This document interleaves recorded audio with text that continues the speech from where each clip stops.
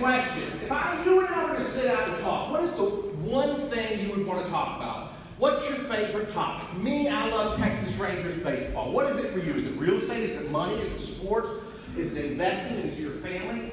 What is your favorite topic? Jeff, what's your favorite topic? Dallas Cowboys. Dallas Cowboys. All right, popular one. George, what about you? What do you like to talk about? Real estate. Real estate, all right. Laura, what's your favorite topic? Nutrition, all right. You're a very healthy person. John, what about you? Chocolate.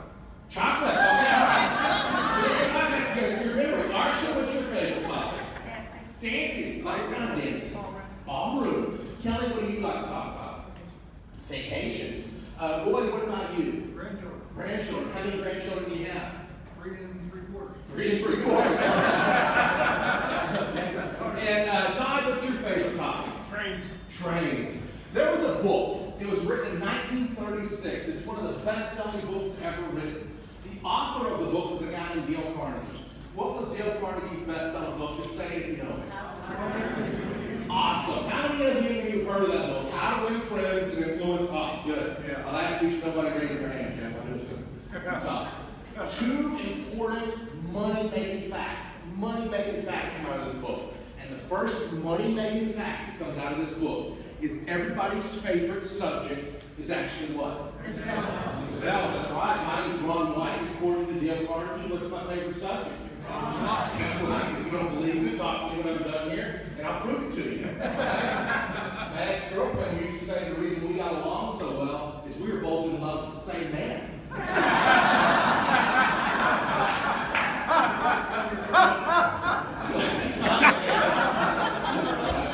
According to Dale Carnegie, everybody's favorite subject is the second fact that comes out of that book, the second money-making fact, the sweetest sound to a person's ear, universally in any language, is the what? Their own name. Now be honest with me, knowing that.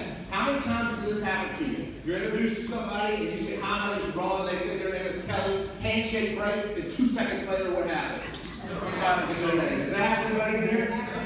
Yes, I'm going to say 2 minutes of one hour, right? And if we were totally honest with that person, I mean totally 100% candid and honest, and I've never heard anybody be this honest in a conversation, but the most honest thing you could say would be, hey, you know, a few minutes ago when we were introduced, I wasn't even listening to you.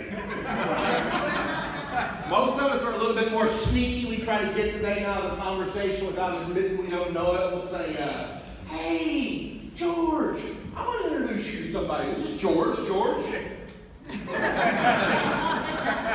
Or we'll say, you know, I just want to spell your name the right way. And what do they say? B-O-B, right? Yeah. Oh, I didn't know if it had 3 B's or 2. That's why I was asking. Now, my name is Ron White. Both of those are pretty easy to spell, right?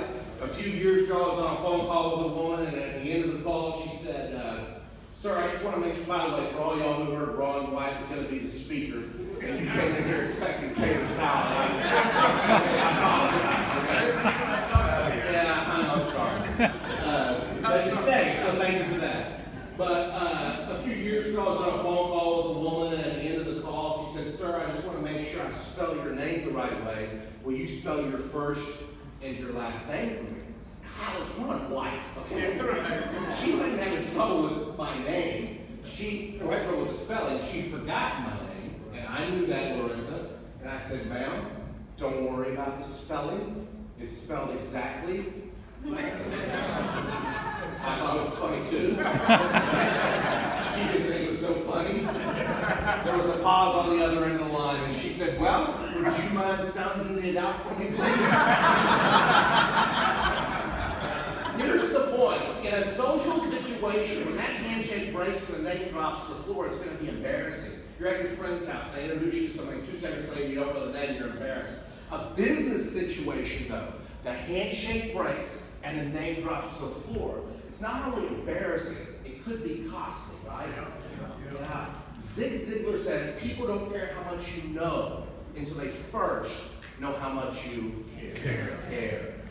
Ask yourself this question. How many times do you think you've met somebody And then 6 weeks later, 2 weeks later, 2 months later, you've been in this line at Starbucks or at the grocery store or the gas station and you don't remember their name. You know? And the what then